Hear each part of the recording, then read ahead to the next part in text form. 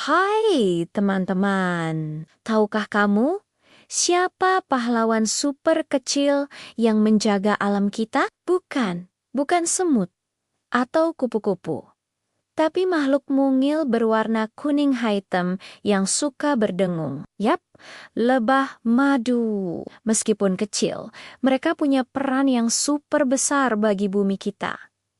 Penasaran kan? Kenapa mereka sepenting itu? Yuk, kita kenalan lebih dekat dengan para lebah. Selamat datang di dunia lebah madu. Coba kita intip rumah mereka yang super sibuk ini. Namanya sarang lebah.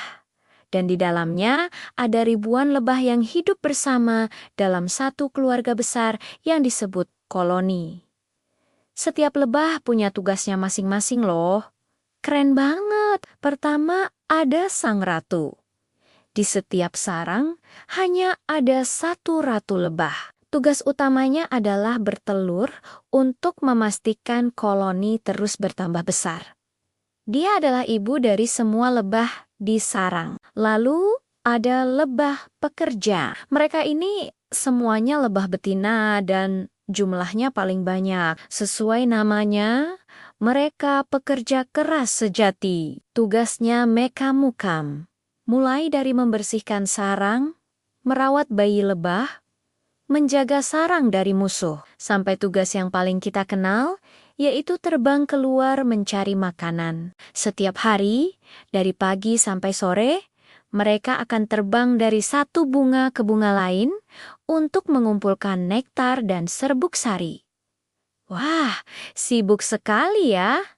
Terakhir, ada lebah jantan. Mereka tidak bekerja sekeras lebah pekerja. Tugas utama mereka hanya satu, yaitu membantu ratu lebah untuk berkembang biak. Setelah itu, hidup mereka tidak lama. Jadi, yang paling sering kita lihat terbang di taman itu adalah para lebah pekerja yang super rajin. Nah, dengan ribuan lebah dalam satu sarang, gimana cara mereka ngobrol ya?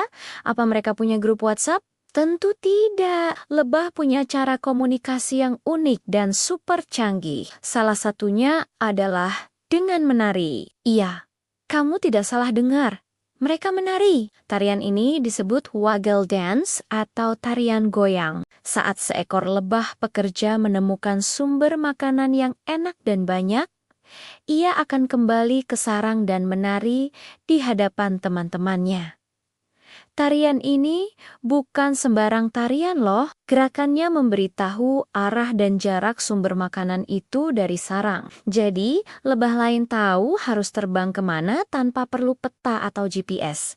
Hebat kan? Selain menari, mereka juga bekerja sama dalam segala hal. Ada yang membangun sarang, ada yang menjaga suhu di dalam sarang tetap hangat, ada yang memberi makan bayi lebah. Semua dilakukan bersama-sama. Ini mengajarkan kita satu hal penting.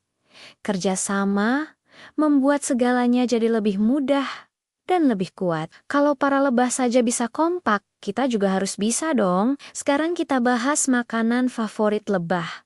Apa ya kira-kira? Tentu saja yang manis-manis. Makanan utama mereka adalah nektar, yaitu cairan manis yang ada di dalam bunga. Mereka juga mengumpulkan serbuk sari atau polen yang kaya akan protein. Saat lebah mengisap nektar, mereka menyimpannya di perut khusus yang disebut perut madu. Sesampainya di sarang, nektar itu dikeluarkan dan diolah bersama lebah lain. Lalu disimpan di dalam sel-sel sarang yang berbentuk heksagonal. Mereka akan mengipasinya dengan sayap mereka agar kandungan airnya berkurang dan menjadi kental. Proses inilah yang mengubah nektar menjadi madu yang lezat dan penuh nutrisi. Seperti yang tadi sudah kita bahas, sang ratu adalah ibu dari semua lebah. Dia bisa bertelur sampai ribuan butir setiap hari. Dari telur-telur kecil ini akan menetas menjadi larva. Bentuknya seperti ulat kecil yang gendut. Para lebah pekerja akan merawat dan memberi makan larva-larva ini dengan royal jelly dan madu. Setelah cukup besar, larva akan berubah menjadi pupa. Di tahap ini, mereka akan diam di dalam selnya sambil bertransformasi. Kaki, sayap, dan seluruh bagian tubuhnya mulai terbentuk. Ini namanya metamorfosis. Setelah beberapa waktu, pupa akan keluar dari selnya dan menjadi lebah dewasa yang siap menjalankan tugasnya di dalam koloni. Sungguh siklus kehidupan yang luar biasa.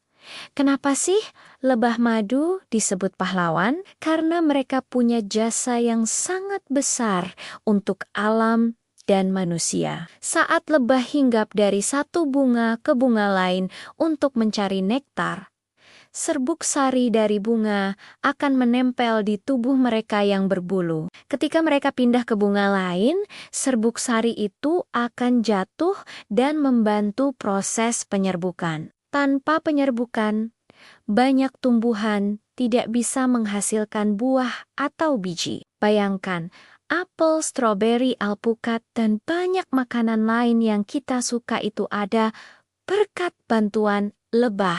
Jadi, kalau tidak ada lebah, pasokan makanan kita di seluruh dunia bisa terancam. Benar-benar pahlawan kan? Selain itu, mereka juga menghasilkan madu. Madu bukan hanya enak, tapi juga makanan super yang penuh manfaat untuk kesehatan kita. Bisa meningkatkan energi dan menjaga daya tahan tubuh. Terima kasih, lebah. Siap untuk beberapa fakta keren tentang lebah? Pertama, lebah punya 5 mata. 2 mata besar di sisi kepala dan 3 mata kecil di atas kepalanya. Mata-mata ini membantu mereka melihat dengan sangat baik saat terbang. Kedua, lebah bisa terbang dengan kecepatan hingga 24 km per jam. Cepat banget untuk makhluk sekecil itu. Fakta lainnya, lebah pekerja yang super sibuk itu hidupnya sangat singkat, hanya sekitar 6 minggu. Mereka benar-benar mendedikasikan hidupnya untuk bekerja demi kelangsungan koloni. Dan yang paling mengejutkan, lebah ternyata bisa mengenali wajah manusia.